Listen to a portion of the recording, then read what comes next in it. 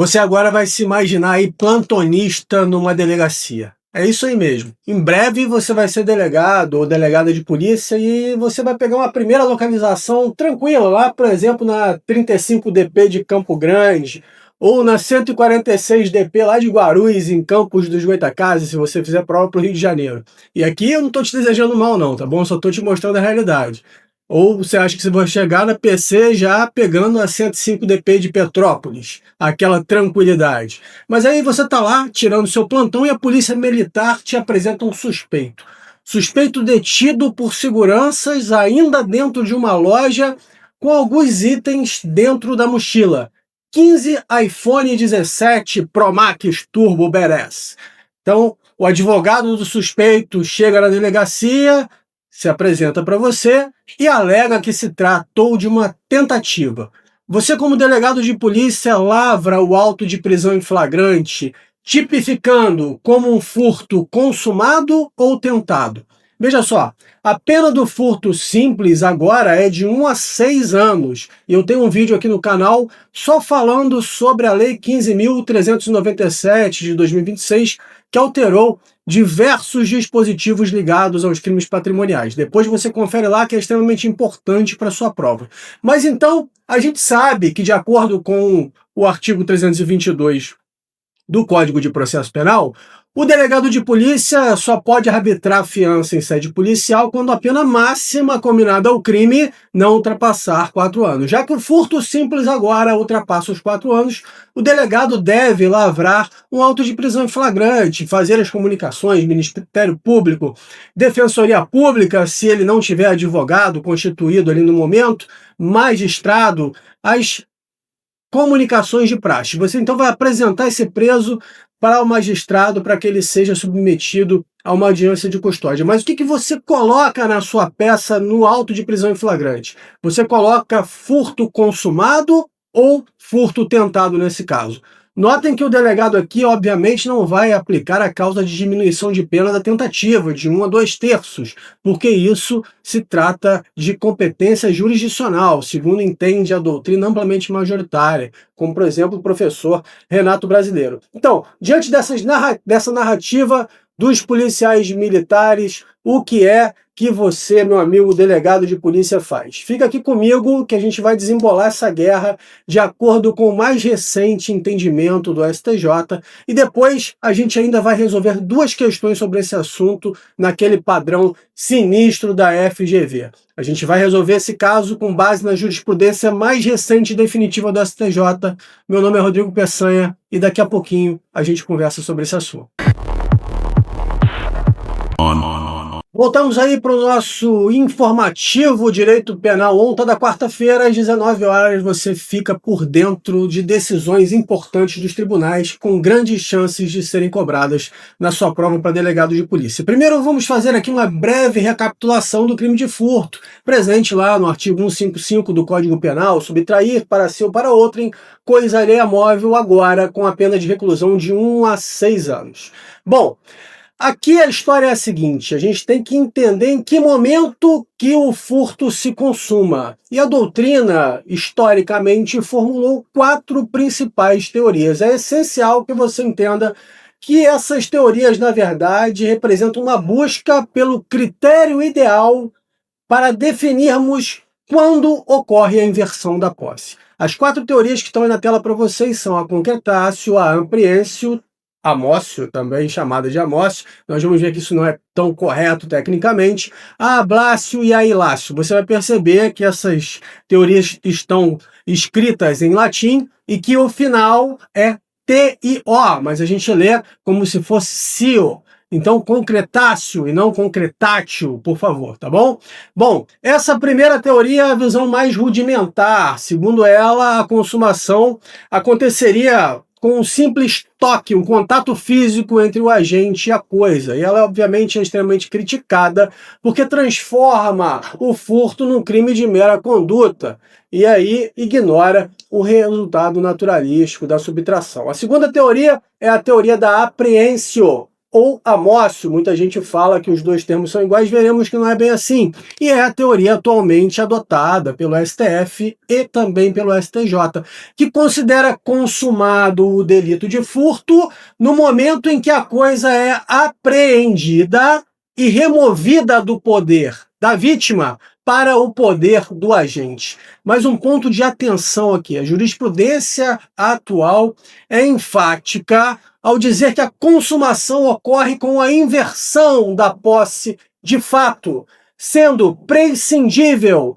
dispensável a posse mansa, pacífica ou desvigiada da vítima. Então, mesmo que o agente seja perseguido logo após a subtração e não chegue a ter a posse mansa e pacífica, a tranquilidade para dispor da res furtiva do objeto do furto, o crime já está consumado. Beleza? Atentem-se a isso, voltaremos a essa ideia daqui a pouco, mas vamos falar ainda da teoria da Ablácio. A Ablácio, para essa teoria, a consumação não ocorre apenas com a apreensão da coisa, mas exige que essa coisa seja efetivamente transportada, removida de um lugar para o outro. Então, embora ela guarde semelhança com a ideia de Amócio, aqui na teoria da Ablácio existe uma ênfase no deslocamento espacial da coisa, como um marco divisor para a perda da posse por parte da vítima. Então,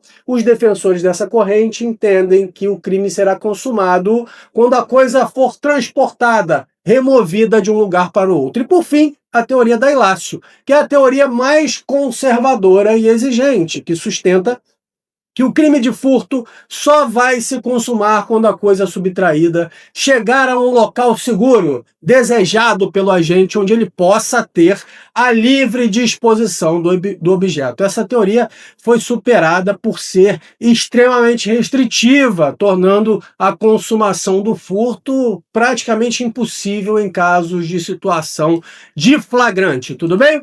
Bom, e o que é que o STJ adota? Apreensio ou amócio? Já disse para vocês aqui agora, mas o nosso ponto crucial, e aqui nós vamos para um aprofundamento teórico que vai te ajudar nas suas provas, tanto na discursiva quanto na fase objetiva, e que a gente traz a ideia do professor Guilherme de Souza Nutti. Ele vai dizer que nós não devemos tratar apreensio e amócio como sinônimos. Apreensio, segundo Nutti, é a apreensão da coisa, enquanto amócio é o traslado da coisa, a remoção da coisa. Então, o Nutti ele vai dizer que primeiro a gente apreende a coisa e depois ele transfere de um lugar para o outro. Então, primeiro ocorre a apreensio e depois a amócio. Justamente a amócio é o que retira o bem da esfera de proteção da vítima. Diz o Nutti, se nós nos contentarmos apenas com a primeira fase, a apreensio, a gente transformaria o delito de furto em um crime formal, e sabemos que o furto não é um crime formal. Um crime de furto é um crime material. O STJ, no informativo 886, objeto aqui do nosso estudo, deixou claro que se o agente for detido dentro do estabelecimento da vítima, ainda que tenha guardado bens em sua mochila, ele percorreu a fase da apreensio, mas não da amócio. Por quê? Porque os bens ainda não saíram da esfera de vigilância da vítima e, portanto, a clandestinidade não cessou. Isso configura, portanto, tentativa de furto e é a forma que você deve tipificar quando for lavrar o seu auto de prisão em flagrante. O direito penal moderno vai entender, portanto, que o furto se consuma quando, cessada a clandestinidade, o agente detém a posse de fato sobre o bem. Mas aqui eu preciso repetir um ponto crucial.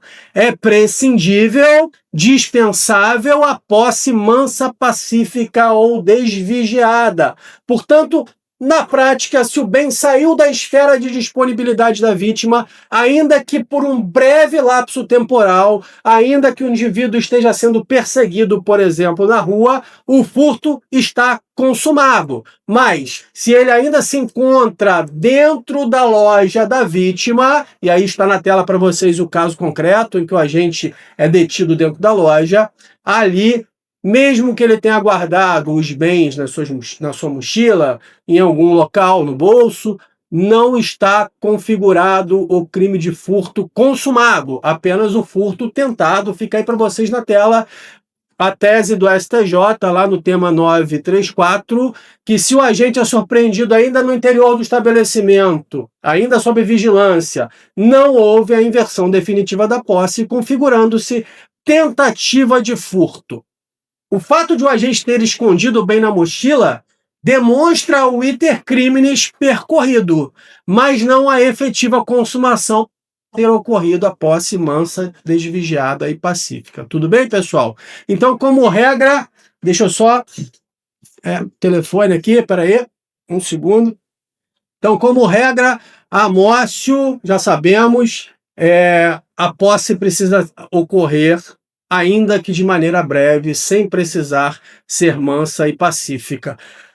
Lembrem-se, a prova vai tentar te confundir com isso. A posse não necessariamente precisa ser mansa e pacífica. Ela precisa estar fora da esfera de vigilância da vítima por curto período de tempo. Tudo bem? Curto período de tempo, certo? Então vamos lá, vamos dar uma olhada aqui agora em duas questões. Aí tem uma linha do tempo para vocês, né? De algumas dessas teorias. Aí a tese fixada pelo STJ no tema 934, como disse para vocês. E agora sim vamos fazer as questões aqui, estilo FGV. Ó, primeira questão, durante uma operação policial, essa tá fácil, a outra tá bem mais difícil, hein? O delegado de polícia é acionado após um indivíduo ser detido por vigilantes no interior de um grande magazine. O indivíduo havia selecionado diversos perfumes, retirado as tags, os alarmes e colocado dentro de sua mochila. A abordagem ocorreu antes que ele ultrapassasse as catracas da saída, ainda na área de circulação da loja. Diante do entendimento do STJ sobre o momento consumativo do furto, assinale a alternativa correta. A primeira delas, o crime está consumado, pois houve inversão da posse no momento em que o indivíduo guardou os bens na mochila. Será que isso está correto? A gente já viu aí pela teoria da apreensio e pela análise do STJ que não está consumado o crime ainda, né? Letra B. O crime é tentado, pois embora tenha havido a apreensio, não ocorreu a amócio, transferência da posse para fora da esfera de proteção da vítima. Esse aqui é o nosso gabarito, né? Exatamente o tema 934, lá do informativo 886. O furto no estabelecimento comercial exige que o bem saia da esfera de vigilância da vítima. Guardar na mochila é apreensio, é insuficiente para consumação, mas configura a tentativa. Para a consumação exige-se a amócio, tudo bem? Ainda que a posse não seja mansa e pacífica, eu volto a ressaltar isso para os senhores. Agora a letra C, o crime é formal, já dá até para parar de ler, né? O crime de furto não é um crime formal. Consumando-se pelo simples contrato com a coisa, isso é a teoria da concretaço que não é aplicável no Brasil. Letra D, o crime é tentado apenas se o agente não tiver a posse mansa e pacífica do bem, também está errado. E o crime é de dano, exigindo-se para a consumação que a coisa seja levada para o local de livre disposição do agente, também uma afirmação absurda. Agora vamos para a segunda questão um pouco mais aprofundada. Vamos lá, ó. Acerca da evolução dogmática e da jurisprudência consolidada dos tribunais superiores, acerca do momento consumativo dos crimes patrimoniais, com ênfase no delito de furto, assinale a alternativa correta. Primeira delas. A jurisprudência do STJ, ao diferenciar o furto em estabelecimento comercial do furto simples, criou uma excludente de ilicitude específica para a tentativa, nos casos em que a vigilância humana é ininterrupta, garantindo que a consumação só ocorra com a efetiva saída do agente do prédio da vítima, independentemente da teoria da amócio. Pessoal, essa assertiva ela está incorreta, né? O STJ não criou nenhuma excludente de ilicitude, nem dividiu a natureza do crime de furto. O que existe é uma interpretação jurisprudencial sobre o momento consumativo, uma análise do iter criminis. E o STJ optou por uma determinada teoria, já vimos, a apreensio, mas para a consumação tem que haver a amócio, o deslocamento da coisa. E ele fez isso para diferenciar a tentativa da consumação, mantendo essa aplicação da amócio para a consumação do furto, tudo bem? Letra B agora, ó, vamos lá. Segundo Kleber Masson, a adoção da teoria da apreensio pelo ordenamento jurídico brasileiro implica a conversão do furto em um crime formal, uma vez que a retirada da coisa da esfera de vigilância da vítima é mero exaurimento do delito, bastando a simples inversão da detenção para a consumação. Fala até em detenção, né? Fala nem em posse. Olha, segundo Kleber Masson, obviamente, o crime de furto é um crime material e não formal. E o crime material exige um resultado naturalístico, uma mudança no mundo físico que é exatamente a inversão da posse, a saída do bem da esfera de disponibilidade da vítima. Beleza? Letra B, portanto, incorreta também. Letra C. Conforme o entendimento consolidado pelo STJ em sede de recursos repetitivos, a consumação do furto, mesmo quando praticado por meio de rompimento de obstáculo, ocorre com a simples concretácio, sendo irrelevante para a consumação se o agente conseguiu ou não retirar o bem da esfera de proteção da vítima, desde que haja o ânimo de assenhoramento definitivo. O animus reinsibiabend, né? É o termo em latim para descrever esse ânimo de assenhoramento definitivo. Olha, essa teoria da concretácio, a gente já viu, ela foi superada pelo direito. O STJ vai rechaçar a consumação pelo simples toque, exigindo a apreensio e a amócio para a consumação, como vimos. Portanto, a letra C também está errada. Agora a letra D. Guilherme de Souza Nutti leciona que a teoria da amócio exige o deslocamento do bem, mas admite que em casos de furto com concursos de agentes, a consumação pode ocorrer por teoria da participação, bastando que um dos coautores obtenha posse, ainda que os demais sejam detidos imediatamente após a consumação. Tá errado, pessoal, porque o Guilherme de Souza Nutti é um crítico ferrenho da banalização da amócio. Ele vai enfatizar que essa teoria exige que o agente retire o bem da esfera de disponibilidade da vítima. E aí não existe teoria da participação aplicável aqui para uma consumação automática. O examinador estava querendo te confundir. A consumação vai ser verificada pelo estado da coisa e pela posse exercida pelos agentes em relação ao objeto subtraído. Então já sabemos aí que o gabarito é a letra E, mas vamos entender por quê. E a letra E vai dizer: a doutrina clássica, representada por Nelson Hungria, defendia a teoria da Ilácio, segundo a qual a consumação ocorre apenas quando a coisa é conduzida a local seguro, sob o domínio exclusivo do agente. O STJ, contudo, ao aplicar a teoria da amócio, afasta essa exigência, sustentando que a consumação ocorre no momento da apreensão, ainda que efêmera, sendo prescindível que o agente tenha posse mansa e pacífica, mas exigindo, para fins de tipicidade material, que o bem tenha saído da esfera de vigilância da vítima. Está corretíssima essa assertiva, esse é o nosso gabarito, porque descreve precisamente a evolução teórica, que sai lá da doutrina do professor Nelson Hungria, que de fato era adepto da teoria da Ilácio, e nos traz até hoje na teoria da apreensio, já sabem, para consumação com a amócio. A jurisprudência, portanto, do STJ, especialmente nesse tema 934, traz esse filtro necessário de que, para que a amócio se perfaça, é necessário que o bem tenha, ao menos por um instante, saído da esfera de disponibilidade da vítima. Beleza? Bom, se você gostou disso aqui, pessoal, treinar a questão é extremamente importante. Conheça o meu curso de 30 questões sobre a lei dos crimes hediondos. Material completo de apoio, você vai fazer um simulado e depois eu vou responder questão por questão, ponto a ponto, abordando cada uma das assertivas, com teoria, com doutrina, com jurisprudência, com lei seca, e aí ainda de maneira absolutamente atualizada com as novidades trazidas pelo marco do combate ao crime organizado. Acompanhe aqui o informativo jurisprudencial toda quarta-feira, 19 horas.